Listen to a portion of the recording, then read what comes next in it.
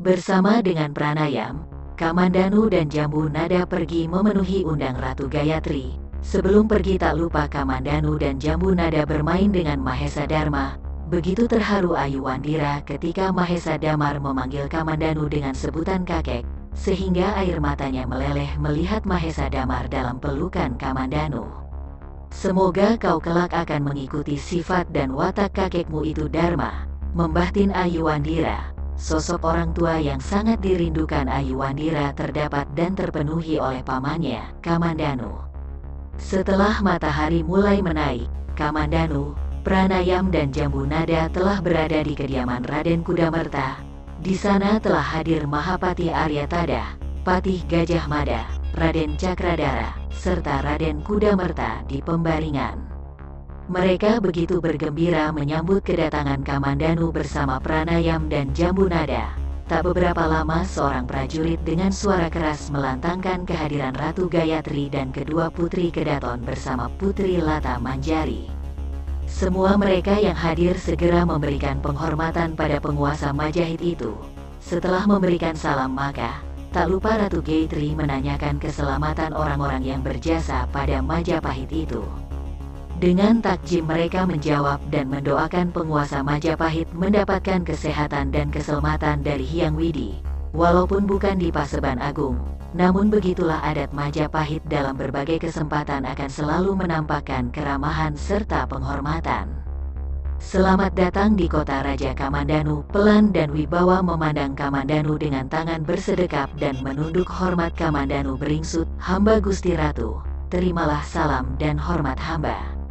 "Terima kasih Kamandanu, aku terima salam dan hormatmu," jawab Ratu Gayatri dengan senyumannya. "Menurut cucuku Lata Manjari kau datang bersama putramu Kamandanu." "Hamba Gusti Ratu, pemuda inilah putra hamba," jawab Kamandanu. "Hamba Gusti Ratu, hamba putra dari ayah Kamandanu dan mendiang ibu Sakauni. Nama hamba Jambu Nada Gusti Ratu," jawab Jambu Nada dengan hormat dan salam takzim. Walaupun tinggal di lereng Gunung Arjuna, namun selalu Kamandanu mengajarkan pada putranya akan kehidupan dan tataran dalam istana. Pantas Ananda Lata Manjari begitu cerah wajahnya menyebut anak paman Kamandanu ikut dalam perjalanannya ke kota Raja Ayunda, kata Dyah Wiyat berbisik pada Dyah Tribuawana dengan senyuman. Dyah Tribuawana pun tersenyum. "Apakah Ananda sudah berpikir ke arah itu Adinda?" sahut Dyah Tribuawana dengan berbisik pula. "Kenapa tidak Ayunda? Dulu ketika kita mulai mengenal Kakang Raden Kudamerta dan Ayunda mengenal Kakang Raden Cakradara seusia Ananda Lata Manjari. Sekarang usia Ananda Lata Manjari mendekati 17 tahun. Aku perkirakan putra paman Kamandanu tidak jauh dari 19 atau 20 tahun, balas Dyah Wiyat semakin mengembangkan senyumannya. Dyah Tribuawana mengangguk pelan kemudian memandang Lata Manjari yang duduk menunduk dengan wajah merah di sampingnya. Setelah salam-salam itu usai mereka satu persatu menemui Raden Kudamerta, memberikan doa dan semangat pada Raden yang tampan itu. Raden yang menjadi banyak pujaan para wanita cantik, baik dari kalangan bangsawan maupun rakyat biasa. "Ah paman, tubuh paman panas sekali. Bolehkah aku memeriksa paman ibunda?" tanya Lata Manjari pada Dyah Tribuawana ketika mereka berada di bilik Raden Kudamerta. Dyah Tribuawana nampak kebingungan seolah meminta pendapat Ratu Gayatri. "Apakah ibunda lupa? Selama ini aku belajar tentang obat-obatan dan baru semalam aku pulang ibunda," dengan senyuman Lata Manjari. "Cobalah Ananda, siap tahu dengan tangan Ananda yang lembut itu akan membuat penyakit paman hilang," gumam Raden Kudamerta yang melihat kebingungan orang-orang di depannya. Lata Manjari kemudian memeriksa persendian tubuh Raden Kudamerta. Nampak wajahnya berkerut, kemudian nampak pula wajahnya mengandung kekhawatiran. "Sebentar paman Raden, ibunda aku ingin berbicara pada ibunda dan Eyang Ratu. Sebaiknya tidak di tempat ini." Terlihat wajah Lata Manjari berkerut. "Katakan saja Ananda, paman tahu apa yang akan Ananda ingin katakan. Walaupun selama ini Adinda dan Ayunda serta Gusti Ratu belum mengetahui, nah saat ini waktunya mereka mengetahui." Pelan suara Raden Kudamerta. Wajah mereka yang berada di dalam bilik itu nampak kebingungan.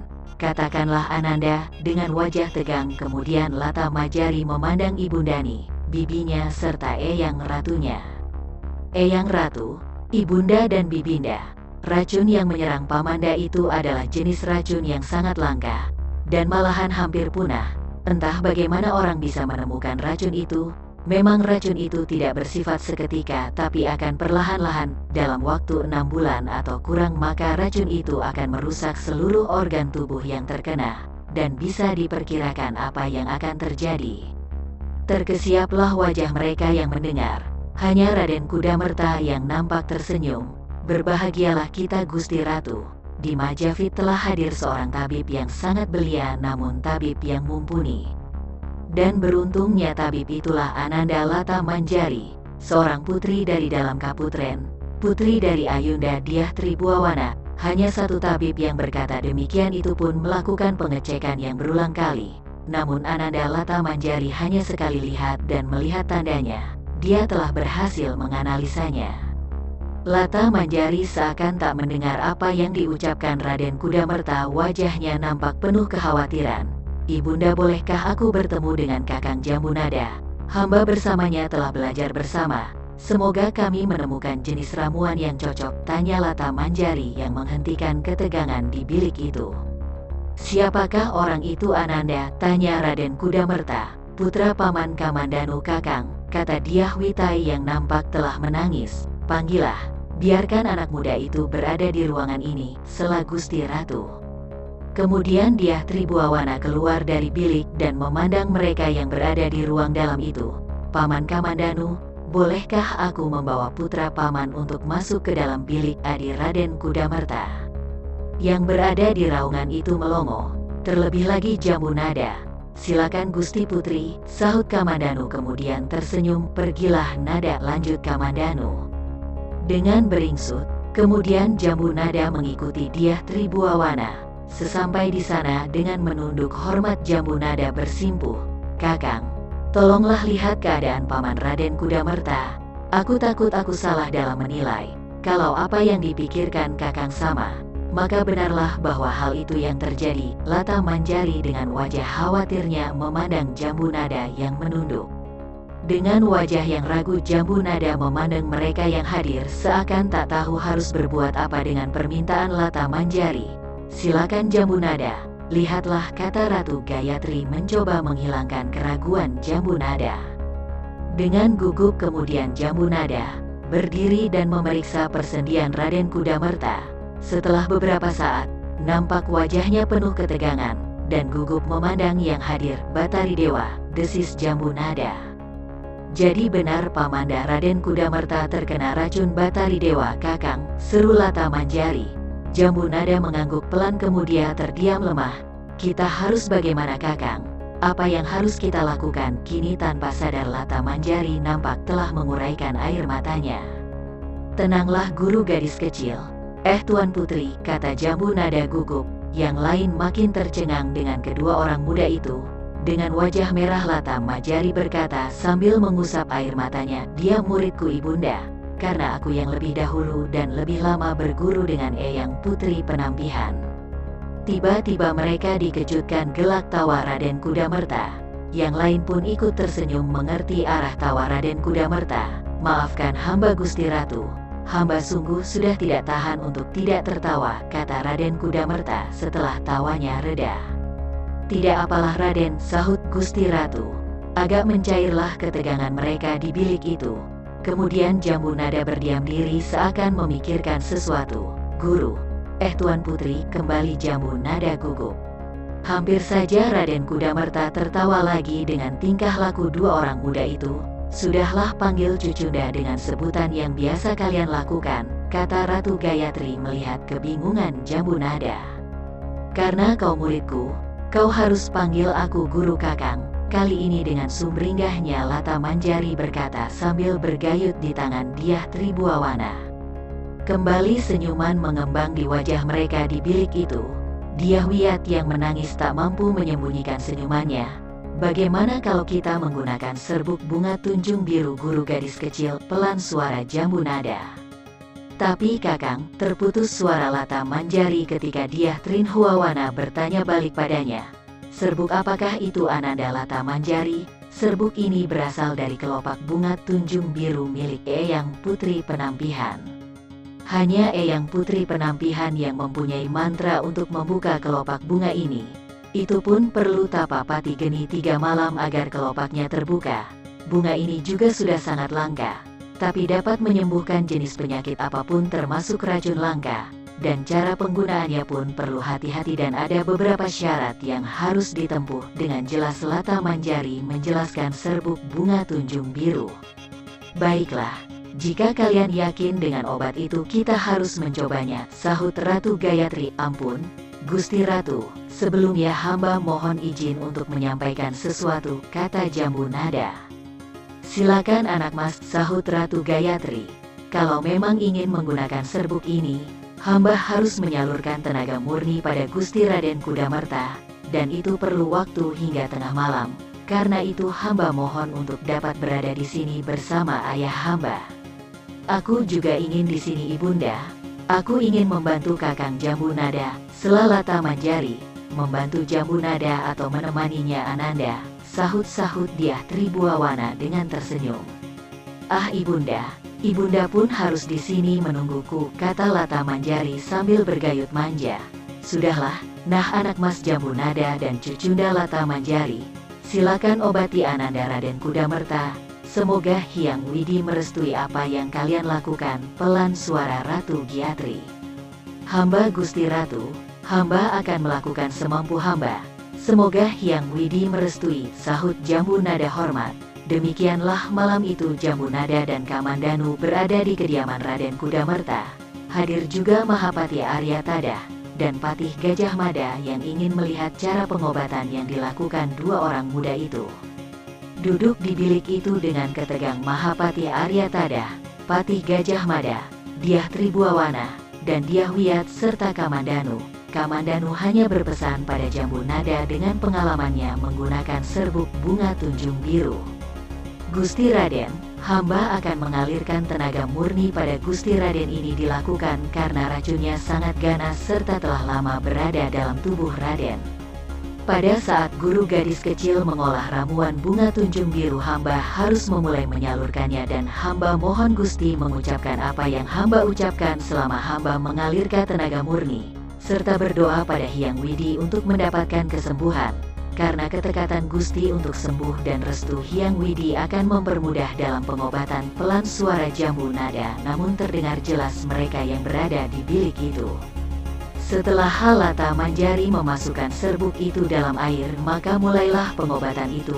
Raden Kudamerta segera meminum serbuk itu dengan melafalkan doa-doa yang diucapkan Jambu Nada.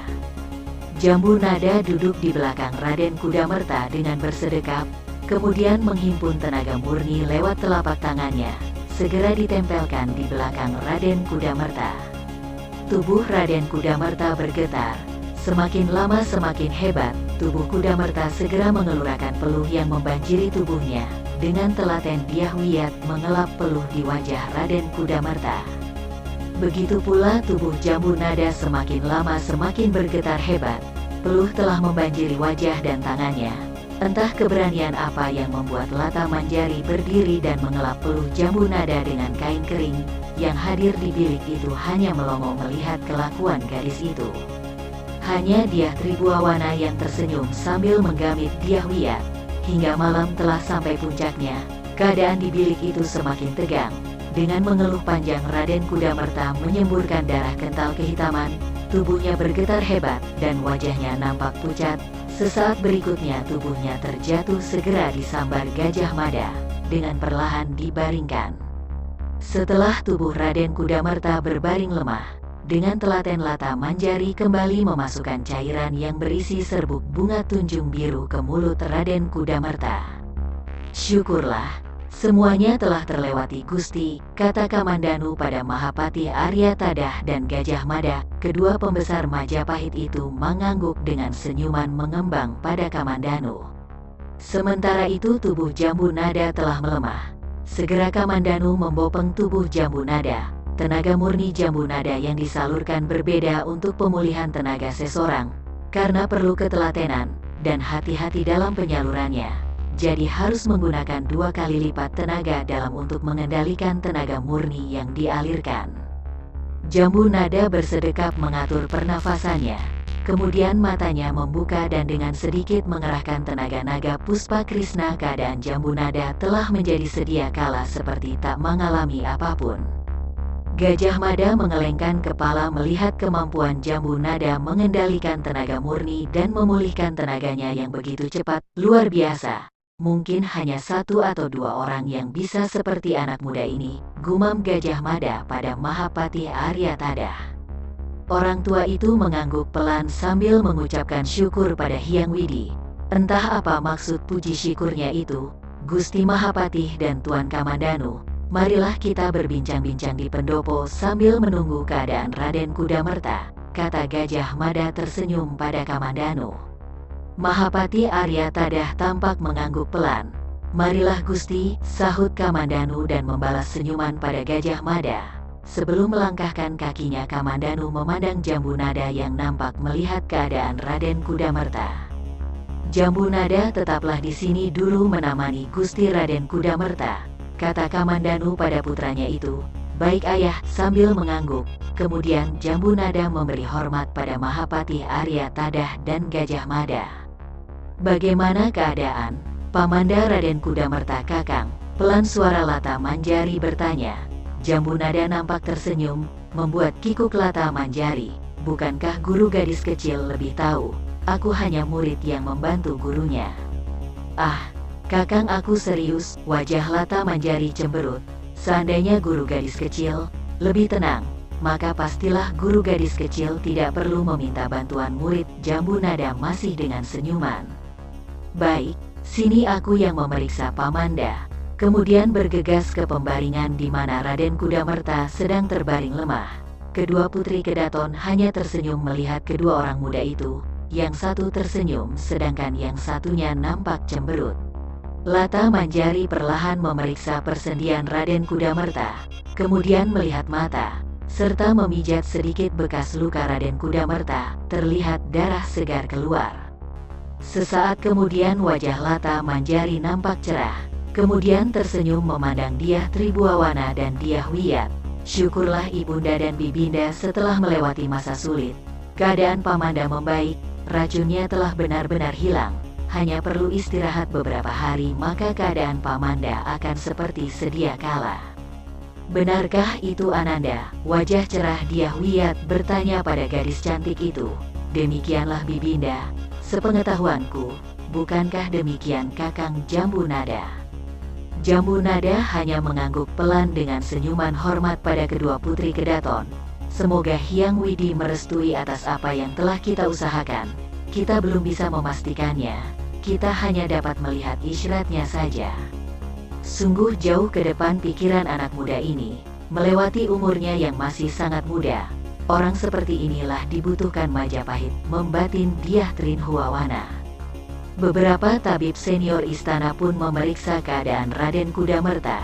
Dengan senyuman dan menghela napas lega, para tabib senior itu tersenyum ramah pada Jambu Nada dan Lata Manjari. Kemudian mengangguk hormat pada kedua putri Kedaton. Ketenangan pun telah mendera orang-orang yang berada di bilik itu. Setelah beberapa saat kemudian Jambu Nada keluar menuju pendopo. Di sana nampak hubungan yang semakin akrab antara Kamandanu bersama dua pembesar Majapahit, Mahapatih Aryatada dan Patih Gajah Mada. Duduklah Nada. Sampaikan salammu, kata Kamandanu saat Jambu Nada telah berada di pendopo kediaman Raden Kudamerta. Sembah hormat hamba Gusti Mahapatih dan Gusti Patih. Jambu Nada beringsut hormat. Bangunlah anak mas, suara Aryatada membangunkan Jambu Nada dari salam takjimnya. Nada, kau tentu tahu akan nama Patih Kediri, Gusti Gajah Mada. Beliaulah yang dulu mendapatkanmu dan menyelamatkanmu, seperti yang ayah ceritakan, kata Kamandanu. Ah tuan, terlalu berlebihan. Kebetulan aku berada di tempat itu. Bukankah kita telah menukarnya? Tersenyum dan gelak tawa kemudian mulai mengisi pendopo itu. Bagaimana keadaan Raden Kudamerta anak mas? Tanya Mahapati Aryatadah pada Jambu Nada. Berkat doa Gusti Mahapati dan seluruh penghuni istana, serta berkat restu Hyang Widi, menurut dari isyaratnya keadaan Gusti Raden sudah dalam keadaan membaik. Aliran darah beliau telah bersih dari racun ganas itu, sahut Jambu Nada dengan hormatnya. Ampun Gusti Mahapati, racun Batari Dewa adalah racun yang sebenarnya punah. Namun dulu pernah ada orang yang memakainya, tapi hamba tidak yakin apakah orang itu masih hidup atau sudah dipanggil Hyang Widi, kata Kamandanu. Siapakah orang itu Tuan? Dengan cepat Gajah Mada bertanya. Dulu di daerah timur tanah Jawa Dwipa, di daerah Sadeng ada seorang pertapa sakti. Beliau juga mempunyai ramuan awet muda, sehingga walaupun sudah tua badan serta tenaganya taklah berkurang, namun itu telah lama berlalu, dan hamba tidak pernah lagi mendengar nama itu, jawab Kamandanu sambil memandang regol kediaman Raden Kudamerta.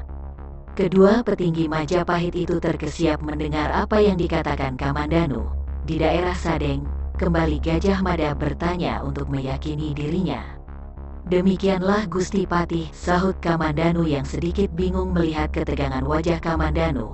Melihat kebingungan itu, Gajah Mada kemudian menceritakan kejadian di kota raja sampai terlukanya Raden Kudamerta, serta kecurigaan para telik sandi atas tindakan Sadeng dan Keta. Kini Kamandanulah yang terkesiap, pikirannya kini melayang pada Arya Dwipangga, kakak kandungnya yang telah mengabdi di Sadeng. Apakah ada hubungannya dengan mengundang dirinya ke Sadeng? Jika benar racun ganas itu berasal dari orang yang berada di daerah Sadeng, maka kecurigaan kita akan semakin bertambah, timpal Mahapati Aryatadah. Baiklah Kamandanu, karena hari pun telah mendekati fajar, sebaiknya kita beristirahat barang sejenak. Kalau kau tak keberatan, besok ketika matahari telah mulai turun datanglah di Kepatihan bersama Gajah Mada. Besok aku minta Gajah Mada menjemput kau bersama putramu, kata Aryatadah. Hamba Gusti, tentu hamba akan datang. Menjadi kehormatan bagi hamba memenuhi undangan Gusti Mahapati, sahut Kamandanu. Demikianlah setelah mohon pamit pada kedua putri kedaton Mahapati Aryatadah dan Gajah Mada meninggalkan kediaman Raden Kudamerta. Sedangkan Kamandanu dan Jambu Nada kembali masuk di ruangan dalam dan menuju bilik yang telah dipersiapkan. Ayah, apakah ada hubungan Uwak dengan kegiatan di daerah Sadeng? Bukankah beliau berguru dan mengabdi pada Temenggung Jasa Wiret di Sadeng? Tanya Jambu Nada ketika mereka telah berada di bilik. Itulah yang harus kita pastikan Nada, sahut Kamandanu. Kita akan datang memenuhi undangan uakmu. Kita akan melihat apa tujuannya mengundang kita ke sana, lanjut Kamandanu. Apakah besok kita akan menyampaikan akan ke Sadeng bertemu Uwak ketika kita di Kepatihan ayah? Tidak Nada, karena kita belum dapat memastikannya. Baiklah ayah, aku akan menyerahkan semuanya pada ayah. Tindakan apa yang akan kita lakukan? Kata Jambu Nada sambil menguap kemudian membaringkan badannya. Kamandanu menganggukkan kepalanya. Banyak pertanyaan yang berada di benaknya. Namun dengan kelelahan akhirnya kedua ayah anak itu terlelap juga di penghujung malam itu. Keesokan harinya ketika sinar sang surya telah berada di batas cakrawala kediaman Raden Kudamerta telah terbangun. Nampak senyuman di wajah Raden yang tampan itu. Dia merasakan tubuhnya jauh lebih ringan. Tak lagi dia merasakan sesak dan aliran panas dalam tubuhnya. Bahkan Raden Kudamerta telah memakan makanan yang selama ini sulit untuk dimakan. Wajahnya pun tak lagi meringis seperti menahan sakit. Seluruh penghuni kediaman Raden Kudamerta mengucapkan puji syukur atas kemurahan Hyang Widi yang telah mengembalikan kesehatan Raden yang tampan itu. Dyah Tribuawana bersama Dyah Wiyat dan Lata Manjari pun telah kembali ke Kaputren setelah melihat perkembangan kesehatan Raden Kudamerta yang semakin membaik. Mereka menyerahkan sepenuhnya pada tabib keluarga Raden Kudamerta untuk merawat Raden Kudamerta. Begitu pula Kamandanu dan Jambu Nada. Setelah berpamitan segeralah mereka ke istana Kepatihan bersama dengan Gajah Mada. Duduk di pendopo Kepatihan, Kamandanu, Gajah Mada, Gajah Enggon, dan Jambu Nada mereka duduk hormat di depan Mahapati Aryatadah. Mulailah mereka membicarakan permasalahan peristiwa di kota raja serta keadaan Sadeng.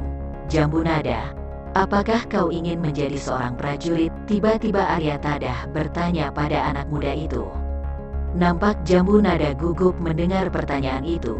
Setelah bersimpuh takjim dengan jelas Jambu Nada mengutarakan jawabannya. Ampun Gusti Mahapati, hamba adalah seorang rakyat yang tentu saja akan mengabdi pada Majapahit. Negeri yang selama ini tanahnya telah memberikan hamba kehidupan, jadi sepantasnya lah hamba mengabdi dan memberikan apapun yang ada pada hamba demi kedaulatan Majapahit untuk menciptakan kehidupan tatanan rakyat yang lebih baik. Pemuda itu menghela nafasnya sebentar kemudian melirik ayahnya. Terlihat Kamandanu mengangguk pelan tanda setuju dengan apa yang dikatakannya. Ampun Gusti Mahapati, untuk menjadi prajurit adalah cita-cita pemuda di bumi Majapahit ini. Namun menjadi prajurit taklah mudah. Izinkanlah hamba mengabdi pada Majapahit dengan cara hamba. Hamba belum berani menjadi prajurit yang harus terikat dengan tatanan dalam keprajuritan. Terlihat beberapa orang yang berada di kepatihan itu mengangguk pelan. Jambu Nada, aku tahu kau memiliki kelebihan dari orang banyak, karena aku melihat sendiri bagaimana kau mengendalikan tenaga murnimu kemudian seperti tidak mengalami apapun. Jujur saja mungkin aku bisa mengendalikan tenaga itu untuk membantu kesembuhan seseorang. Namun paling tidak aku membutuh istirahat paling sedikit sehari. Namun tidak demikian denganmu, kata Gajah Mada seakan meyakinkan Arya Tadah. Ampun Gusti Mahapati dan Gusti Patih Gajah Mada. Hamba sebenarnya pun menginginkan putra hamba berada di kota raja dan menjadi seorang prajurit, sebagaimana hamba dahulu. Tapi setelah hamba berpikir masak-masak, lebih baik cara Jambu Nada berbeda dengan hamba, kata Kamandanu yang mencoba membantu Jambu Nada yang kesulitan menjawab. Dengan tidak menjadi prajurit Jambu Nada mempunyai kebebasan dalam melakukan pengabdiannya, karena tak akan ada yang mengira kalau dia akan bekerja pada Majapahit. Aku mengerti dengan permintaanmu Kamandanu, kata Arya Tadah sambil tersenyum. Gajah Mada dan kau Gajah Enggon, mulai sekarang Jambu Nada akan bekerja pada kalian tapi tidak dengan keterikatan pada tatanan keprajuritan. Dia akan bekerja dengan petunjuk yang akan kita berikan, bukankah demikian Kamandanu? Lanjut orang tua itu dengan wajah tuanya namun nampak ketenangan. Hamba Gusti Mahapati. Demikianlah Gusti. Terima kasih Gusti telah memperjelas maksud hamba, jawab Kamandanu. Nah bagaimana dengan kalian Mada dan kau Enggon? Tanya Mahapati itu. Hamba mengerti Mahapati. Hamba pun sependapat dengan Tuan Kamandanu. Hamba kira dengan demikian akan lebih baik. Kalau saja di luar sana banyak orang yang berpikiran seperti mereka, maka Majapahit benar-benar berada dalam anugerah Hyang Widi karena rakyatnya tak menjadikan patokan harus menjadi prajurit untuk bekerja demi keamanan dan kedaulatan Majapahit, jawab Gajah Enggon dengan senyuman bahagianya. Mahapati mengangguk sambil memandang mereka yang berada di depannya. Baiklah jika demikian, seperti hal itu tak perlu lagi kita bicarakan. Kita semua sudah sama-sama mengerti.